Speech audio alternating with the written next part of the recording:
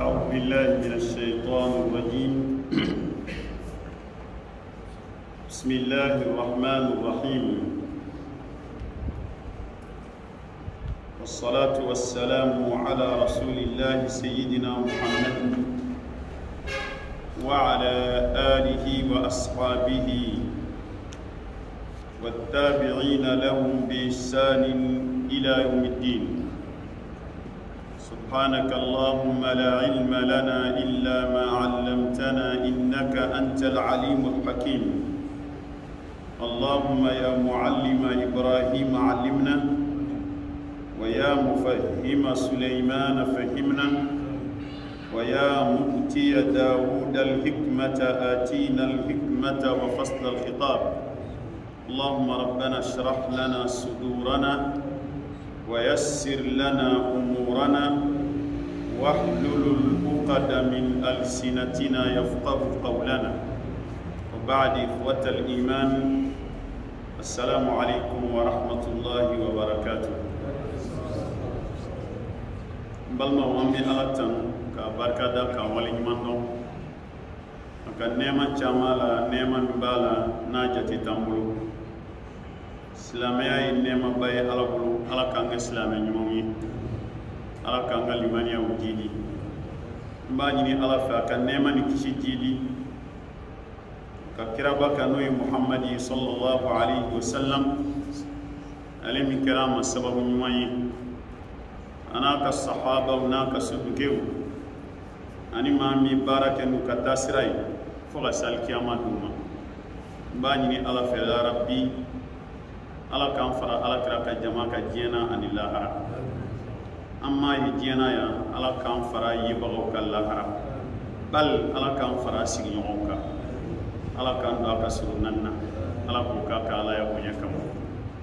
Balma mu yanga wala da kɛrɛnkɛrɛnlen ye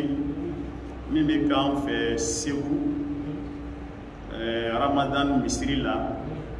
wala da bɛ boli min kan o ye siratul habibi al mustafa. Ala y'a ka jɔn min kanu ka tɛmɛ jɔn bɛɛ kan, k'a ka jɔn min sugandiya ka tɛmɛ jɔn bɛɛ kan, ka tila k'a fɔ a ye n'i ma tugu jɔn min nɔfɛ k'a ladege a ka kɛtaw la, ale ala mago t'i ka foyi la. Qul in kuntum tuhibbuna allaha fattabi'uni yuhibbukum allah. Allah subhanahu wa ta'ala a ko kira Muhammad ma a fu ye n'a ko a bɛ ala kɔni fɛ a ye tugu ne nɔ,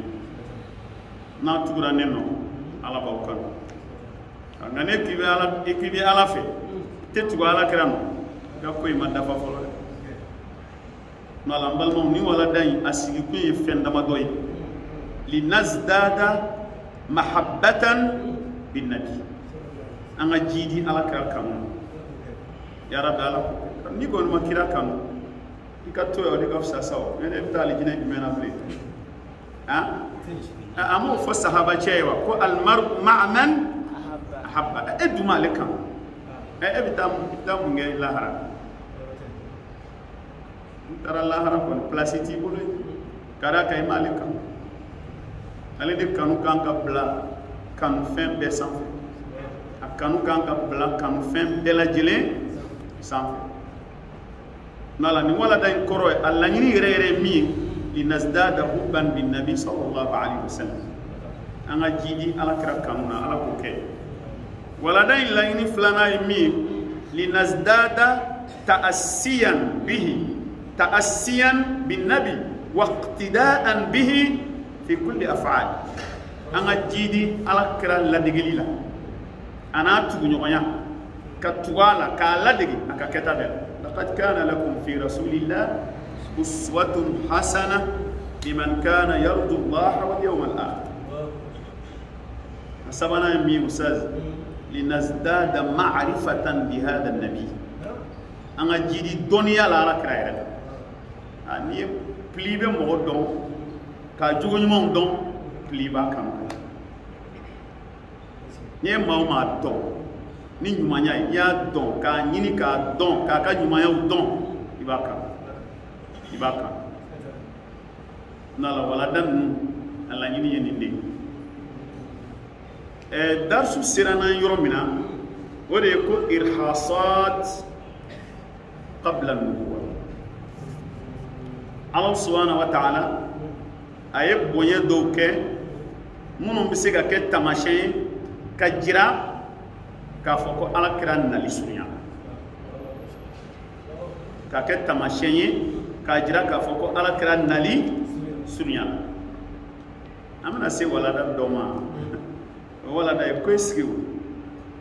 rasul nali abalala adamadiya na ubiya ashudala nadi wala da be nyefe abalana wa ubiya ashudara nadi be o men ni kabako belebele ba sabaye min kera arabu ka nyenama kono ka kon alakra naliye sallallahu alaihi wasallam afara amako irhasatun nubuwah tamashen du kira ka kira ya nyeblaw ya klima ya kli do afa doro ka wala wala ibi ay baye ke ku foy tenna fo ka jira na fa alakra be kana sallallahu alaihi wasallam folo mi we ka zamzam foy ka jira Abdul Muttalib la abe mu nge zamzam na Abdul Muttalib te fe nge zamzam na ma bora ka blala kra nyeni sallallahu alaihi wasallam kada ka alika dine jose no hiji jama bena ta jere maga hijila jibi soro ka duma chugo du kumi fo zamzam kayi asoro zamzam datula ka samba chaman kew ala ya boka jira Abdul Muttalib la anyo darsu ye yam o we ba ira pala kran na to we tamashen sallallahu alaihi wasallam ustaz flana min fanana nyoye we ar-rasul sallallahu alaihi wasallam amoka ya dafale ka ba dendo kantige boluye o bena ala krafa alay maso kake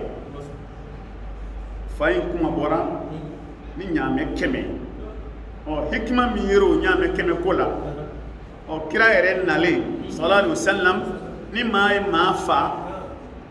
aramade ni aramade nyon fa al ni filila ka fa an ni songo ko nyame kebe ni songo nyame kebe temena o bi amina se ni mausaz ko ni kawa ko isa kawa ko min kera kira yere bangina sami ke abangi san kero san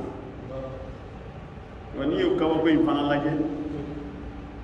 fana nyebla de ka fo bala kira be kana sallallahu alaihi wasallam be jume be qissatu ashabil fil ibam me karamo da ko jama kulu do gulila kana maga kubina alkabachi nala bipma o bena boli sama keletigu sama kele tigu sama kele san bara mi kala ani sama kele tigu olu ye bara mi ke ko koy anana chogodi adam ne na chogodi jonde yake angania tara chogodi dar su bena bolo yaro sa yana ngado kumala ka kele ke ni samai arabu to do wode hatu chenyi samata arabu be sola kele de do arasun ga nyina ma be sahaba kelema yele sama ka kelege sena bokar ga nyina ma be sahaba kelema yele sama ka kelege sena umar ka wagati uye sama yu nyena ya yi keleke rola ngaw yele ma keleke nay a kele gele aru ma kusube sena umar ka wati kele do kera fama ko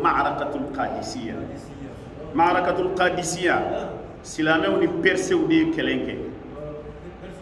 Perseu ye sega fo 600 we iranien we Iran jamana mo lu de Salman Farisi ka mo lu jamana e Iran de bi o kele sembe lu nana ni samawi kele gelera kusure Saad bin Abi Waqqas ki kele ni moy kile sabali kera kele ina kile folo islam mo chama fa kusure kile flana de wu nye sorala anya sorola ka sababu yake silame uka kele nyemo do na to ko Qaqaq ibn Amr alik me ko kalama kusube alik ko saman nu k'a fɔ k'i b'u kɛlɛ ni muru min ye k'o tɛ kɛ dɛ k'i bɛ don sama jukɔrɔ de k'a pasaw tigɛ tigɛ n'i y'a pasaw tigɛ tigɛ parce que sama ninnu bɛna fɔ so de kɛlɛkɛdenw b'a kɔnɔ i n'a fɔ an ka sɔrɔdasiw bɛ don mɔbili kɔnɔ u n'u ka marifaw bon kɛlɛkɛdenw bɛ don so kɔnɔ sama ale jɔlen don so b'a sanfɛ u bɛ don a kɔnɔ kala b'u bolo muru b'u bolo tama b'u bolo bon sama yɛrɛ bɛ taama ka yɛlɛ hali aw ka so ka kuma tɛ adamadenw yɛrɛ ma tama bɛ taama ka yɛlɛ silamɛw yɛrɛ ka kunbɛnɛnkɛ ale ko a bɛ don a jukɔrɔ san a bɛ pasa tigɛ tigɛ n'i ye sama pasa tigɛ a bɛ bin donc n'a binna minnu b'a sanfɛ taa yɔrɔ t'olu la bilen a bɛ girin olu ka k'u faga o de ye tile filanan ka taa se tile sabanan ma sɔrɔla ka se sɔrɔ kɛlɛ la o ye k'a fɔ sama kɛlɛ ko arabu kun t'o kalama an balimaw ni kibaruya in nana cogo di sama kɛlɛ a ɲɛmɔgɔ ye maa min a bɛ fɔ a ma ko abrahatu bunu sabah al-habashi abrahatu bunu sabah al-habashi dɔw b'a fɔ a ma ko abrahatu al-ashram abrahatu al-ashram o ye a tɔgɔ ye abrahatu min filɛ a yɛrɛ bɛ bɔ Éthiopie de Éthiopie kelen a bɛ bɔ yen de masakɛ min tun bɛ Éthiopie n'a bɛ fɔ a ma ko Najashi Najashi i y'a tɔgɔ mɛn dɛ kerecɛnkɛ in ni Rasulu ye sahabaw bila ka taa sɛgɛrɛ u ka t'u kalifa don a la o Najashi ale ka mara tun bɛ boli Yemeni jamana de kan a ka mara tun bɛ taa fo Yemeni jamana la yɔrɔ arabu sigilen bɛ Yemeni nka a ka mara tun bɛ taa fo Yemeni jamana na ale tun ye kerecɛn ɲɛmɔgɔba dɔ ye nka a ka kerecɛnya mara tun bɛ taa Yemeni jamana na bon a y'a ka lasigiden min bɔ Éthiopie ka t'o bila Yemen o de tɔgɔ ye ko Abraha Abrahata de sigi kun bɛ Yemen ale ye Najasi ka lasigiden ye Yemen a sigilen kun do yɔrɔ min na a fɔ a ma ko Himyar a tun bɛ Himyar o ye Yemeni kabila dɔ a kun sigilen dɔ ye nka Yemeni bɛɛ lajɛlen mara de tun bɛ ale bolo nka ale fana bɛ kerecɛnya de la Najasi fana bɛ kerecɛnya de la nka Yemenikaw arabu do u tɛ kerecɛnya la u b'u ka boli bato ninnu na san o san fana u bɛ bɔ Yemen ka taa Maka ka taa u ka kafiriya hiji in kɛ y'a dɔn kafiriw tun bɛ hiji kɛ san o san u bɛ taa tawafu ka alikaba la ka tɛgɛrɛ fɔ ka dɔnkiliw da k'aw ka baganw kan sɔgɔ boliw ye u tun y'a kɛ cogo ye Yemenika ninnu bɛ taa yen Abrahata n'o ye Najasi ka lasigiden ye a nana miiriya dɔ ta ale y'a ye arabu ɲɛsin bɛ alikaba ma san o san arabu jamana bɛɛ bɛ taa ɲɔgɔn sɔrɔ Maka u bɛ hiji kɛ alikaba in na jamako dan don u bɛ kalo kelen de kɛ a ko ale kɔni b'a fɛ de ka nin jama in yɛlɛmɛ k'a ɲɛsin Yemeni ma ka Makan bila o de ka di ale a b'a fɛ ka jama in de yɛlɛmɛ k'a ɲɛsin Yemeni ma nka ale m'a faamu nin jama in arabuya de don arabu ka danbe u ka danbe u ka kɔrɔta u b'o de nɔfɛ arabuya danbe olu b'o de nɔfɛ Nabila Ibrahima ale ma ka so o bɛ Maka an arabu bɛ taa ɲɔgɔn sɔrɔ yen an ka arabuya kɔnɔna la an mɔkɛw n'an faw ka taasira ye bolibato min ye an bɛ t'o ɲɛnamaya alikaba la u taakun kun ye nin yɔrɔ arabu fɛ siya ko tɛ kodenni y'u bolo kabila ko tɛ kodenni y'u bolo nin y'an mɔkɛw ka taasira o tɛ kodenni y'u bolo nin y'an faw ka taasira o tɛ kodenni y'u bolo o tumana ale ko f'ale ka nin ko in yɛlɛmɛ ka na ale fɛ yen pour que o ka kɛ ko a nana ka na église ba dɔ jɔ ay église bilibili bajo église in togo ko al qulais kanisatu al qulais akume yemen capital la mi be wele ko Sanaa akume za ala ni deme ne ni yenya na ko ne ay ne tara Sanaa ka tan joni église na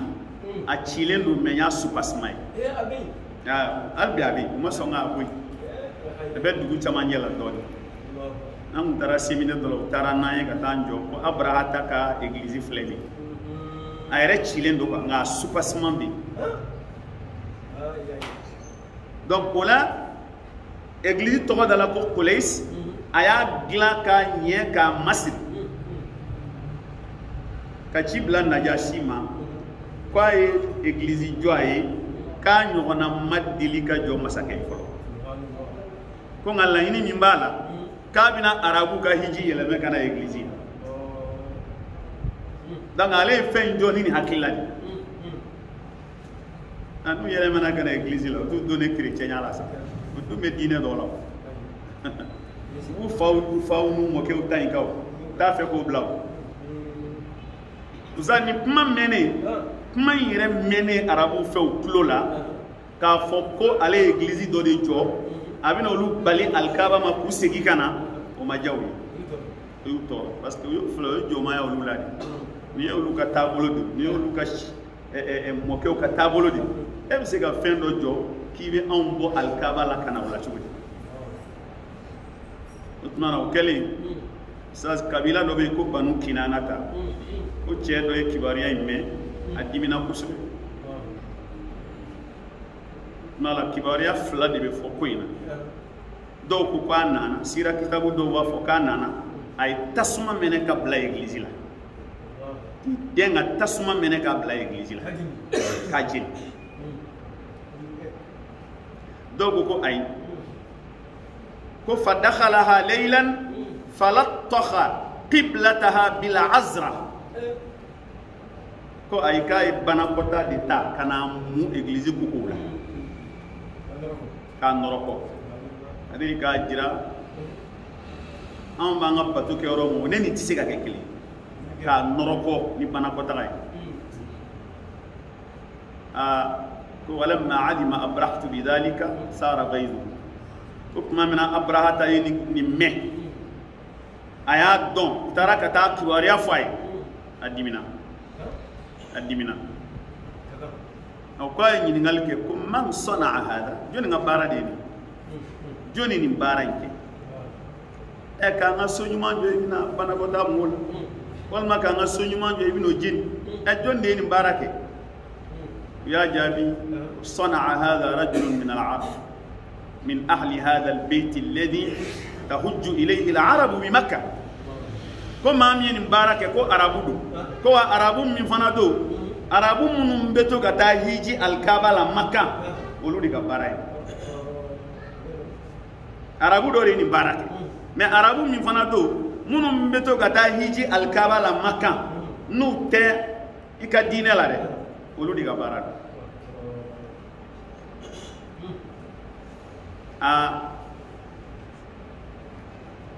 أطمال أتمامنا يوم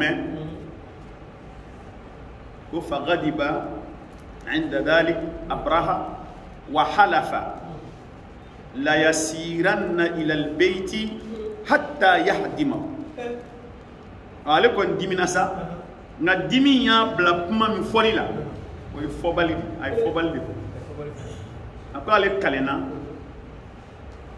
ubita kata hiji alkaba mina fale kata chidi ka mugu ga bo chego tachi ko bina kenala so na kon nu kon sina kana ale ga église ka tasma dola wal maka bana ko take ko mu parce que ale fa ka église ngafsa alkaba fa bita chidi ubita hiji ke somina ale be wuli de ka yam ka bo yamani ya ka tochi o kera ka décision ko ni ala sono be ke wale ba kala be ke o kam madala la be so mane o kele usad ayaka la be on kede amato ayaka la be on ni koy ngoni mi afana ti jala kiw mami te wara do ko ba ta kuma ete ka boy daire kono kibal ka wachi klega be ki to balo lawla ko ray ko ala hineni nadi ay ba ci godi abse ka ci e ya joa ay ma bo fem est-ce que ramadi ngora ni subasma ere sigli kalama silamaya don bo bena minka melekew di al kaba subasma sigo al ibrahima masi ay wa id yarfau ibrahimul qawaid min al bayt tafsir kala ko qawaidu ka ya sigi subasma di ama subasma sigi de aya sigi subasma di kawi melekew de subasma sigi ibrahima ya sigi subasma di kawi apmedi oh be sami mabo odo eto do imabo femi subasma sigi makala imabo joli kalama ego kipto chi chili manone etse ko chi de ay al munu yere be feka munu yere me feka chi nyeni kama ado majade amana so kisamo kala krashi to sambi sabanduru al kaba ko godo makariwa uma foku ba chi ka sega ka kuma be nawo kuma go be yoroni mina doro kuma mina u be na ka ga woru fara nyonka a chili damnela ngu ye nyini ngalge ko jonu golo bi maga ko bula parce que ko ningo ko yin na bila ibrahima maka ko ko ma falo mi mina falo fanina una balo wal moti balo ko ma to ko jole mena ko ko indala ne dugo ko walidu bun mughirata de falo fa ka ko go fa do kai wati bay ku kwa mambo anga shi folo ami shi ki gala halaya de dugu jara kuma ni femi so an do mi soroka o ye olu tay ngani ya nyuma ya de we fe ka alkaba ko karla me siga ka kajo ange ko ke bitachi ka chi ati jo min ko fe blefio jugu ya ere kam e ko jugu gele mama ko jugu ata tigidon ale tal kaba intigidon o de la amina se darsu kono ibado ka te fuy do al kaba kola ale wana akila so jole ndoyiti arabu ga so jole ndoyi ya jobu ko bulu bla ale te fuy do koina ngabi na don de abi na don wati mi oti na fanye ni ko do isale ado na fa bola ble aw sada ay la benke on la ben mun kera la ben bunyana ale ma so suta ama suta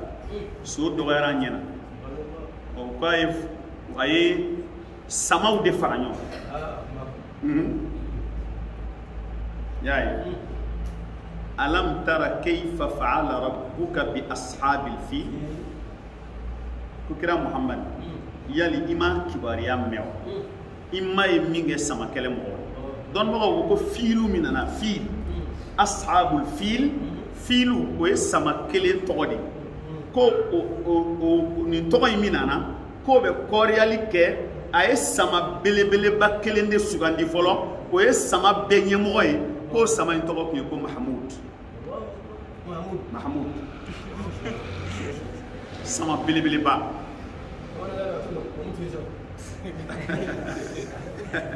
ana ke mahmud ye gadda ma sama benye mo ba to ko nyoy usado ko fe kay sama de tan ani fla wal matan saba ni raytul maktum lay sama de tan fla wal matan saba ko labe ka kele ke de blauka ka soroga stramine ay jama chaman labe ay stramine ni sama nui ka kele ke de labe ale ko ni labe be min kama an woni ni an tatoy an alla ni ni mi we hadmul ka'bati wa kharabihi amta al kaaba ci pew kamo fana yu labe katu ano ça se fait on va faire ko an naz'atu al qabaliyya naz'a al qabaliyya hubb al qabila ou bien an naz'a al qawmiyya foka ya damadina ki shia kan ki ka faso kan ki bokolo kan o be ba ina fo sa ko do bina mali so malien dem be ka fo muna ni mi bali so abana o de banje u bora u bina ta makka u bita alkaba de ci mais jonu be maga arabu ya fama bon arabu munun fana be yemen olu ye ko indamne olu ko ni kaba ko ne an arabu ñow ndigi ma an ga bonye fin de be makay we alkaba ni mina bo yemeni ya kale bina to ci an de kala damne ya ko an yere mune arabu an da damne an ga jira ka fo ko maga mun be maga nolu ya arabu ya anan mun biya an be kele an bi safolo de tabi ko mun nende ki shia kam ki ka kabila kam ki bokolo kam yere don ka don e joni nunu be ga kele ke ko alkaba de bina tachi e faso bina chi ite ka kuma maga bonye ko danti faso yo dawe wala la ustaz arabu kabila mumbe yemen kono ana dafe dugu o kuma na olu de farala nyon kasa olu farala nyon ka u ka nyema o togo e ko zu nafar de borasa ka soroka arabu wele ka faraw yere ka ko ni ko mi bleni abraha ta amba kumberi amba le kumbeya yana ka sey ma an kana sonde ninga boya ka sey ma kata capital kabachi joro foi maye auna an arabiya koroy an arabiya koroy ni ko utaraki shia segere ki faso segere I joro mi o kaye joro kanka azuna bar bolasa nga abrata ka jama sal jama in kunga giri jama in kunga giri jama in fanga kunga bo afanga kunga bo ale borani jama mi aka do atise ga nunu kumbe zunna fari na ka jama ya abrata mbe ku kele abrata asirula aye zunna fari ka ma chama fa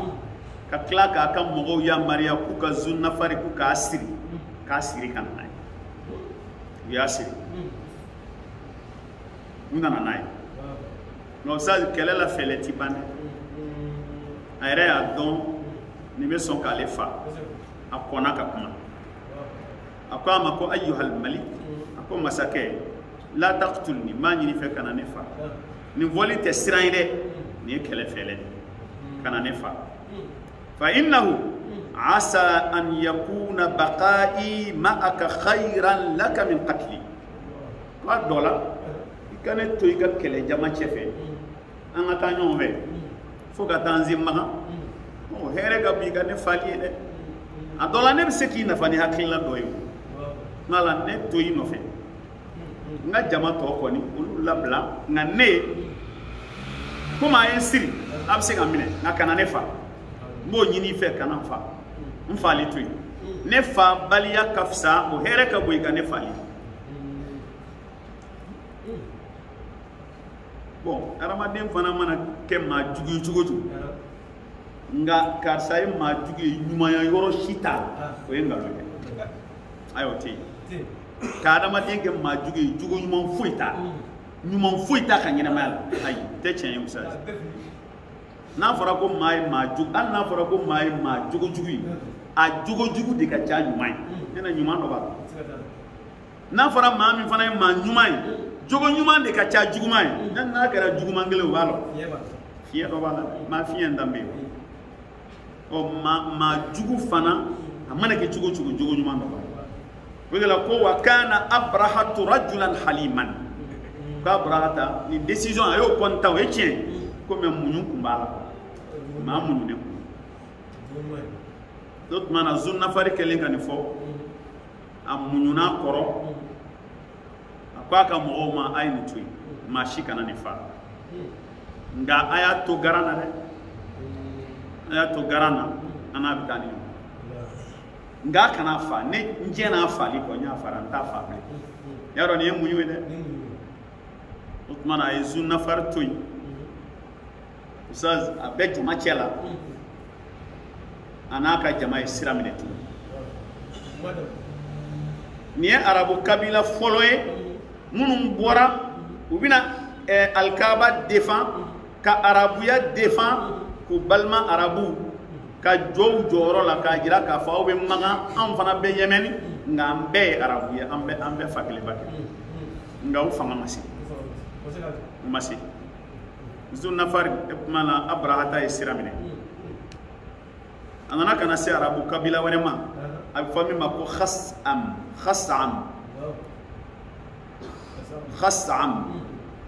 o Khas'am fana kabila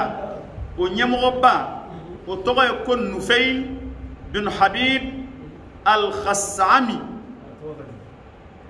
Nufayl bin Habib al-Khas'ami a fana bɔra o Khas'ami kabila belebeleba fila b'a kɔnɔ kabila kelen tɔgɔ ye Shahran kelen tɔgɔ ye Nahis ale y'o jama o kabila fila kɛlɛkɛdenw bɛɛ fara ɲɔgɔn kan ka tila ka arabu kabila minnu ka surun la k'olu bɛɛ wele ka fara u kan ko soni Abrahata ka se Magan an yɛrɛ ye arabu ye an k'an jɔyɔrɔ jira sa ninnu ye waladabaw ye dɛ an yɛrɛ k'an jɔyɔrɔ jira olu fana bɔra u y'a kunbɛn Ustaz olu fana ma se ayi u ma se a la a labɛn kun bɛ koyi u ma se Abrahata y'u kɛlɛ ka se u la ka Nufayl fana minɛ k'a siri nin tɛ kabila ɲɛmaa filanan sirilen a ka mɔgɔw y'o fana siri ka n'u da kɛrɛfɛ falamma hamma bi qatlihi qala lahu Nufayl ko tuma min na a hamina k'a bɛna Nufayl fana fa o y'i kanto a ma a ko a ma ko ayyuhal malik la taqtulni fa inni daliluka bi ardi al-arab wa hatani yadaya lak ala qabilatay Khas'am bis-sam'i wat-ta'a k'a ko a ma a k'i kana ne fa n b'a ɲini fɛ i ka ne fana bila i kunna ka taa a dɔ la i bɛ fili sira ma ne bɛ sira jira i la n bɛ sira jira i la ne bɛ yanni Magan ne b'a siraw dɔn n bɛ sira jira i la mala ne b'a ɲini fɛ i kana ne fa sa nin bɛɛ ye kɛlɛ fɛlɛw ye an n'u fɛrɛla sira fɛ o tɛ ka ko dɔ kɛ han siran tɛ o kɛlɛ fɛlɛ don i m'a mɛn k'i ni cɛ fila bɛ baara ta kelen bɛ kelen bɛ duguma mɛ min bɛ sanfɛ o bɛ kasi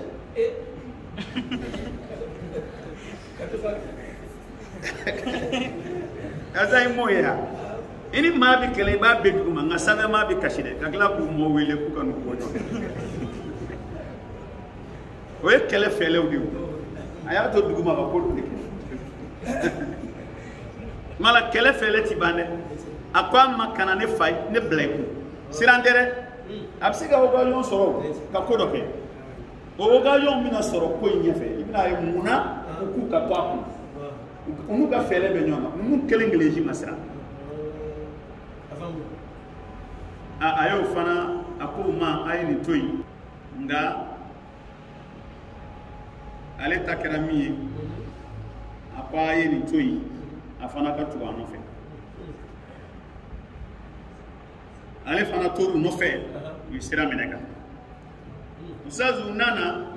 ka na sa fo kana se Taifa yala ni kɔni sera Taifa sera Magan Abrahata n'a ka jama nana ka na fo kana se Taifa Taifa bɛ ale n'i hakili jigin Taifa la Rasul sallallahu alaihi wasallam tuma min na ni degun ni tɔɔrɔ bonyana kan Seyda Khadija ale fatura san min ani Abu Talib fatura san min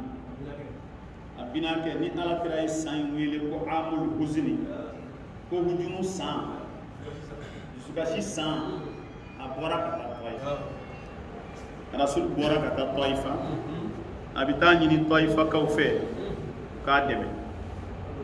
mala sunya la ye ko do malu boka ala kira boni gabakuri fo joli be shuranu rasul ko asigira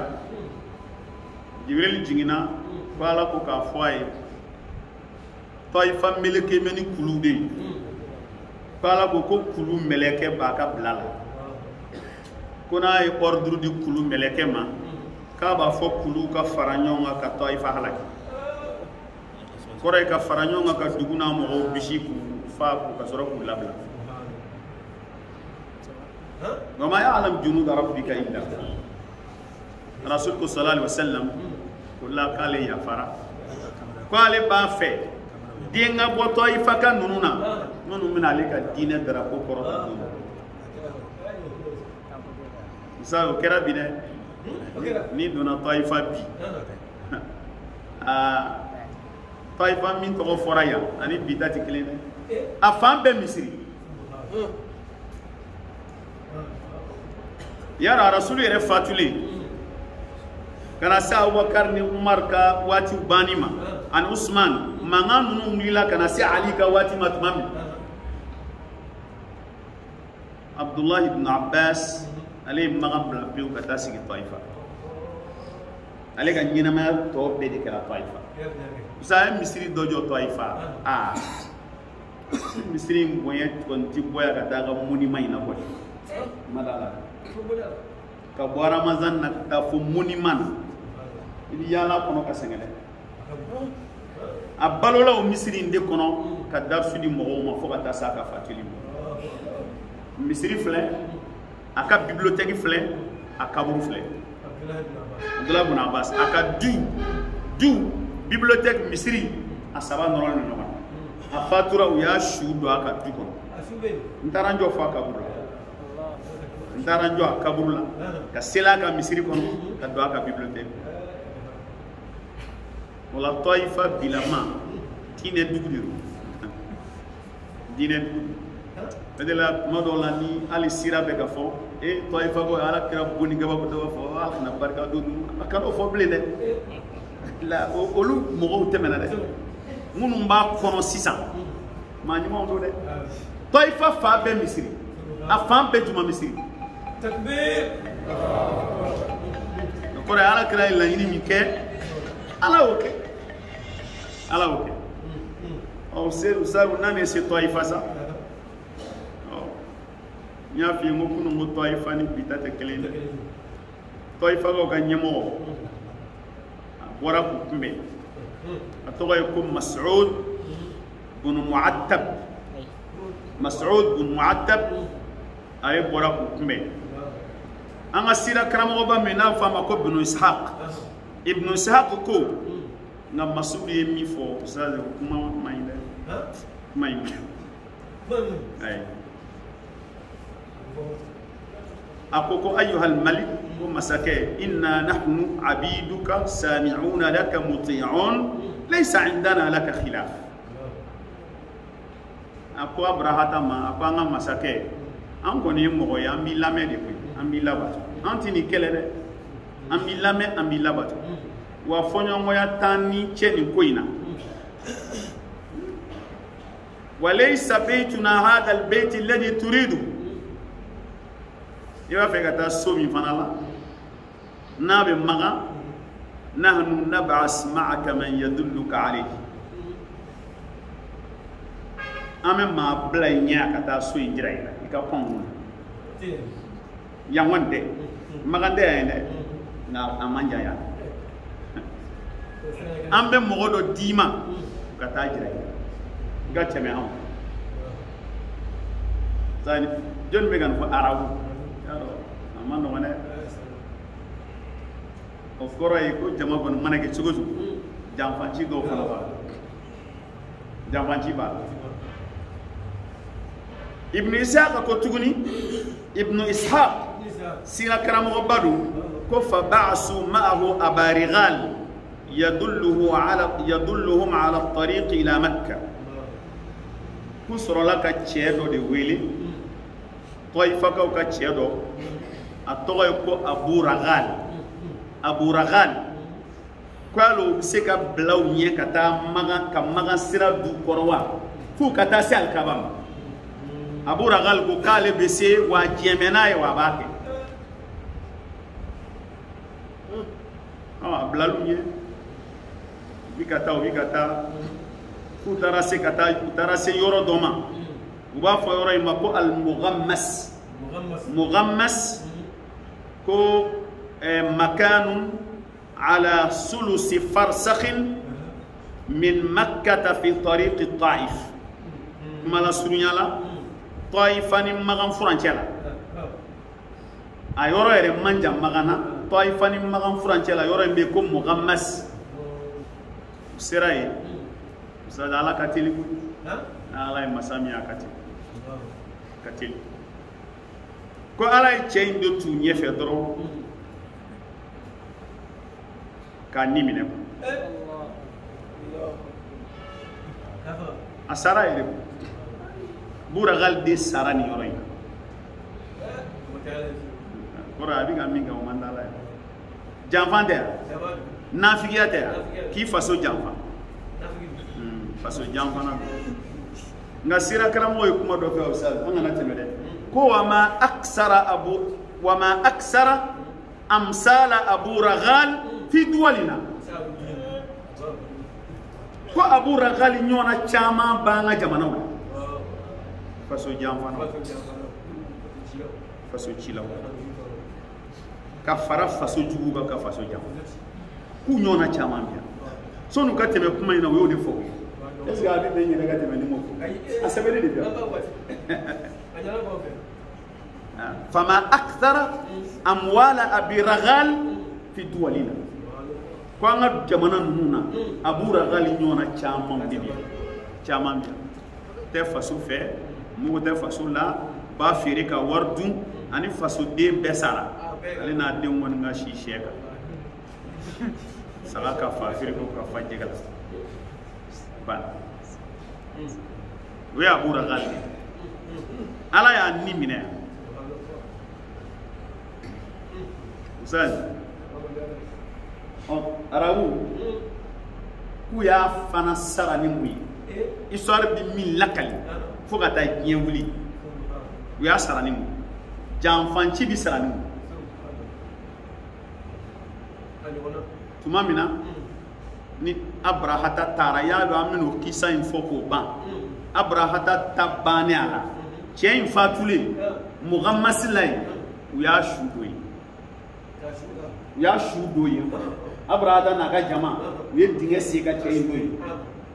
a su donnen arabu minnu bɛ yen u ye tamasiyɛn bila a la ja laɲini dɔ b'u la o sisan u y'a kɛ laada ye k'a fɔ arabu jamana bɛɛ la ni min taara hiji alikaba la i segintɔ i bɛna Abu Ragali kaburu bon ni gabakuru setana bon yɔrɔ fa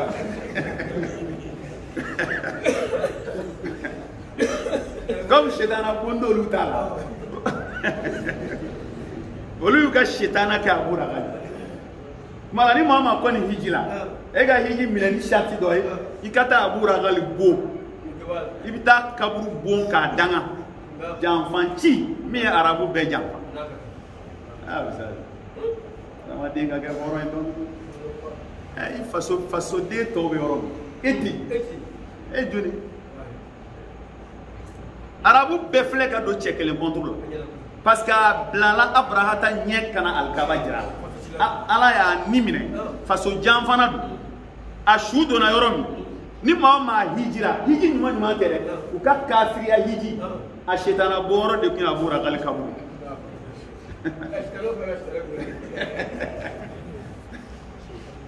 wa ya kabako do dɛ wala da baw bɛ nin kɔ donc y'a su do ye sa kɛlen k'a su do kuma na o ye sira minɛ u kun da magan kan u tɛmɛna mugamasi yɔrɔ ka dɔɔnin dɔrɔn abrahata jiginna ye parce que o yɔrɔ ni magan yɛrɛ man jan a jiginna ye sayi waati la ɲɛ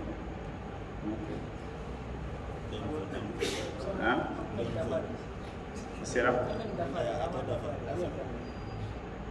tuma mina temena mugam masuka doni yuka dagasi ya abra ta hakila tigelendu ala hakila tigeme muna ngonte kubay na ngabara ge mita parce que ati shiara wu konna kane me ufanga tulaw mina alkaba ci kanga barake mita la fial de gumboy toro foy tenga asirantena ya mamina jigina aka chero be ba fo mako al aswad kun maqsud al aswad kun maqsud no ayo chisa ko kata makan aka damine muna no e fen fenye arabu kan na folo fena ka be mine kana dale bre ka be mine sa utaro la olu ko ni fen sa ya la jele mine kana nay wa una non na folo ma fen miye olu kenani alakra moke sallallahu alaihi wasallam abdul muttalibi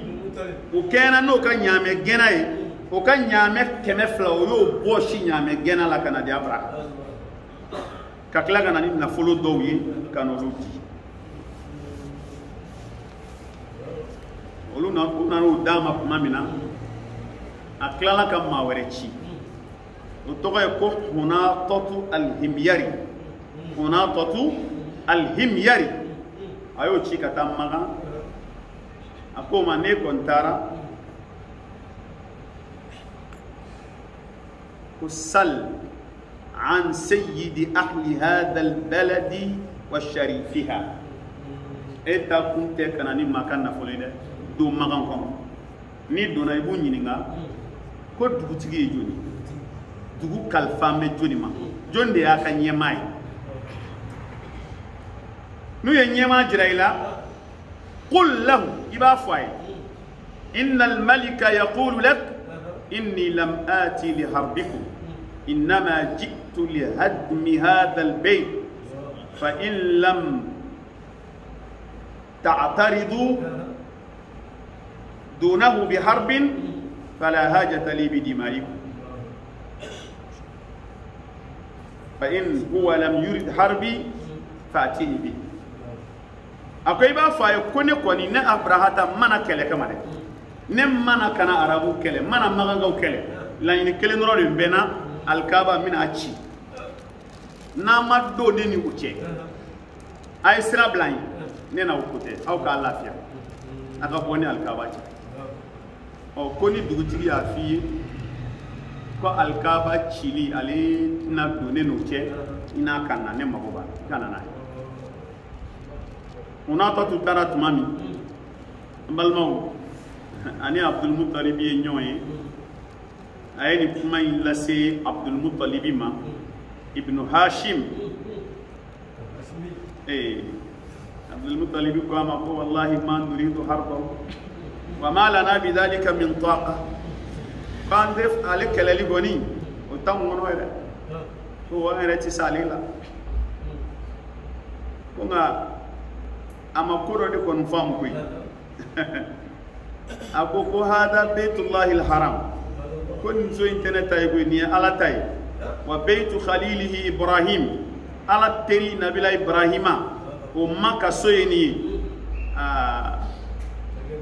mana kuni internet tay de mala modi fay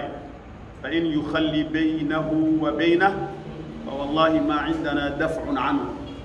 kan won mi fo ni sotigi sona akachi amambola sotigi beyu inna li hadha albayt rabban yahmi ni soyi a defense tababe min tanwe ni sotigi sona akachi abachi amma foiten o na ko ne gon kana sa anga ne ni kala anga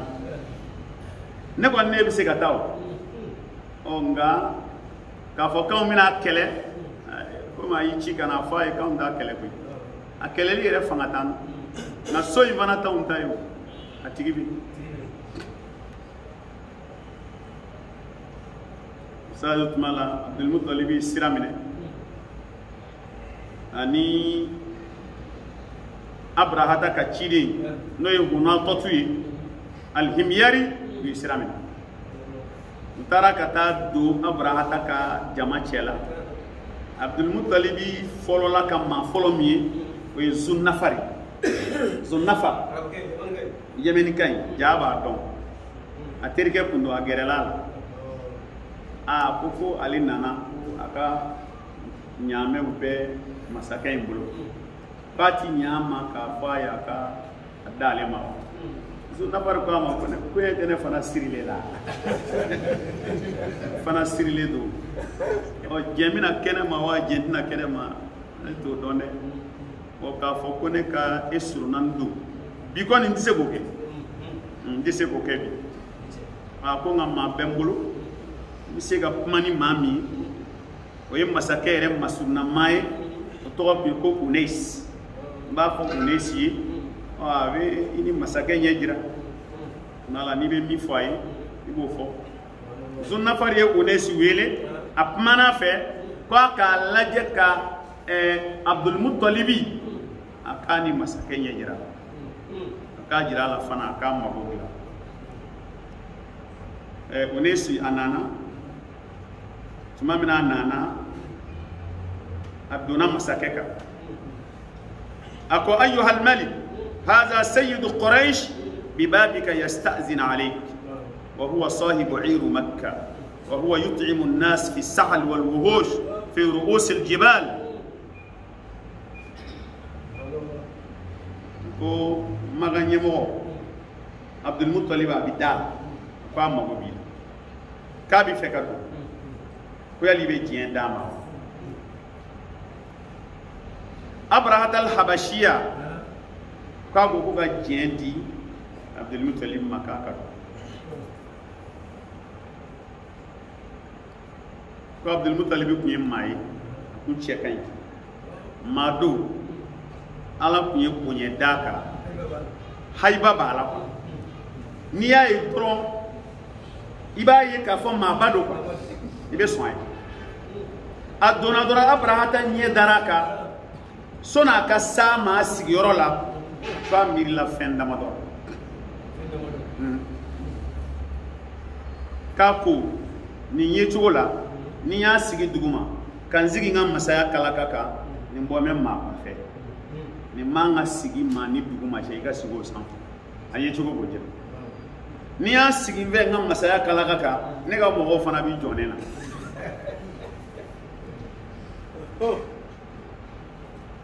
wasaqai muke ay Abdul Muttalib bismillah duguma ere jigina isiga ke mara fula be jigina o sigi duguma nyon kere tapi fensenen be usigo ka nyon be sa andna temeni yoro into andna temeni yoro ika kuma mun men yoro la amino fame kuma amena joy wati ser okele Abrahata ya sigi ajigina kana tapika ka Abdul Muttalib fana siga kerefe interprète bu ñu ñonti te turjumanu ya dalamine ka ko dalamine ma kullahu ka faye ma hajatu imma boyum ina namu ñu mu ñini da imma bo faye ina namu oyo fa Abdul Muttalib ya jabi وحاجتي أن يرد علي الملك 200 بعير أصاب حالي كنا مغوي مي نانيامي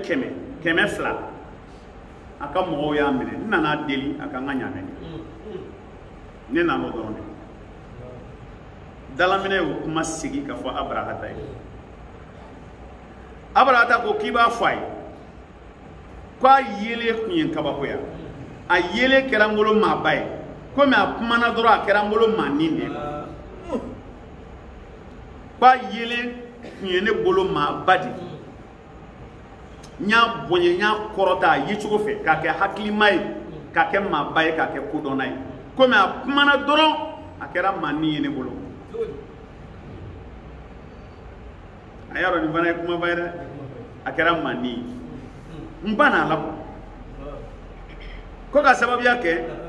atukallimuni fi 200 ba'irin asabtuha min laka wa tatruku baytan huwa dinuka wa dinu aba'ik qad ji'tu li hadmihi la tukallimuni fi ako bisega famu tuma ne nana komine alkabadi ci i moke ko so i faw ko so aka dambe aka ala bato yoro i mo kuma fo ke ga nyame keme fo vraiment e do wara ne ko ko la mago ti ka dambe la yaro ni yale ga famiyali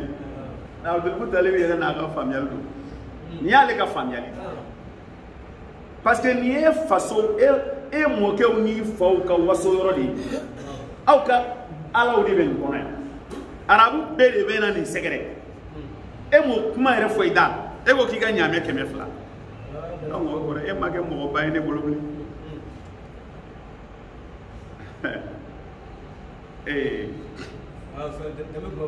ay no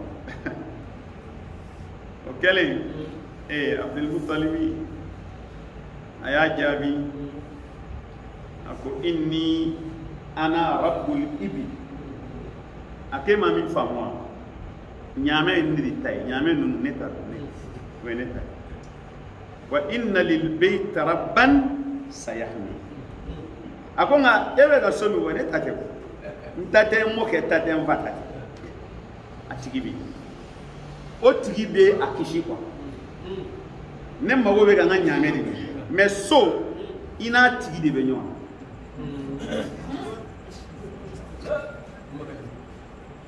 ina tigi de benyona na tigi sona dongodo na tigi sona ikachi tachi o teneka fuyi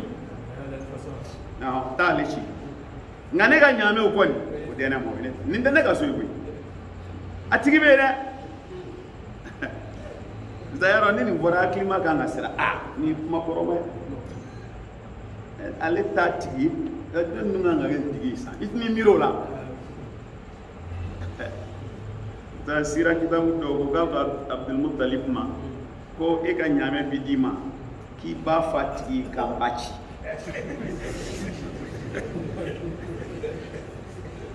ba fati kambachi na tigi mo fen ambachi anana chili kama wambachi amna bitaja نالا صنع نالا يكون رجال نابي شي والمناتج. السلام عليكم ورحمة الله.